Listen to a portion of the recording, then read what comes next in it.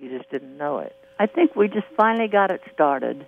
And Mr. Trongoni told Gene and me that if we wanted to get some money from the school district, we'd have to go to Austin and talk to the people up there that gave out the money to programs that were being generated. So Gene and I went to Austin. Now, was this before or after you met with Linus Wright, the CFO of HISD? Well, I think it was about the same time. Okay. But anyway, we went up to the university, or to the people at Well, George Garver had been the superintendent. Right, too. And then Linus Wright in the interim. And then they brought in Billy Reagan. That's how that was.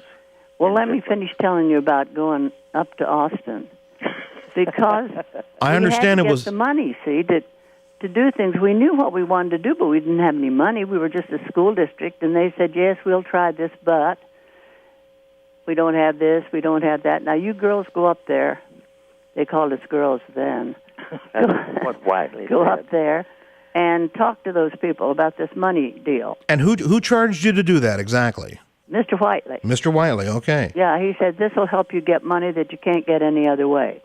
So Gina and I went up to Austin, and she talked to the people about the money she needed, and I talked to the people about the monies I needed, and pretty soon the man who was the head of all of that, Joe Neely, what was he?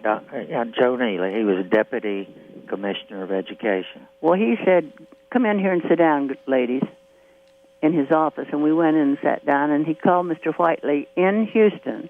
We were in Austin, and he said, Whiteley, don't ever send these two she-witches up here again. They've taken every bit of money we've got, and we've given it all to them. And they did give us a lot of money to get started. So But that's the way it was. You pitched them. We sure did. You cajoled them. You pleaded. You made a case for the students. Yes, and we sold them a bill of goods, and they bought it. Well, it's no bill of goods, as you well know, judging from the... Well, you were one of the first ones that I really latched onto. I saw in you immediately. This is funny, and I know you probably don't want it, but you can check it out. But when you came to audition with your little group and played some music for us, I said to Gene, we got to get that guy. And we did. And from then on, I always kind of depended on you to get things done for me, and you did it. Well, it was a great honor to be included. You were the most outstanding. Remember, you were the most outstanding senior boy. Janet Williams was the most outstanding senior girl when you all graduated. I remember that with great pride. I do, too. I was proud of you. You know, but you didn't have to talk me into coming to that school. No, I don't think I did. In fact, I probably would have had to talk you into not coming. Absolutely. And I remember the day at Johnston Junior High School as a ninth grader where you and Edward Trongoni, who I already knew because he visited in his capacity as instrumental music coordinator, I think, for all of HISD. For the whole school district. And you both showed up and you talked about this dream you had, and you called it a dream. It was.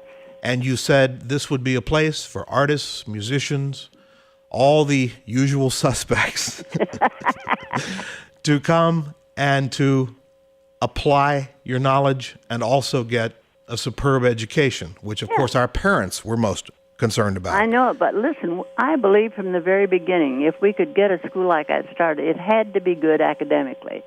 I wasn't going to fool with any nonsense with kids just playing around and doing this and that and the other thing. It had to be a good school.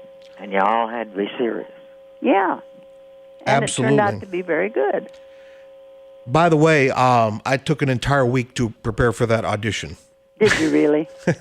Bless your heart. Well, how long did it take you to design the first quad system in Houston, Texas for the performing and visual arts? Put it this way, I had more time to tap dance through that than you did up in that office in Austin. Yeah, I'm sure. But we did get a lot of people behind us after they saw that we meant business. And the men and the principals in the city said, give all those singers and dancers to Ruth Denney over and let's see what she'll do with them. You know, they made fun of all that artistic stuff. All the principals did. They just wanted the athletes. Give Ruth Denney all them singers and dancers and see what she can do with them. And they did, and boy, we went to town.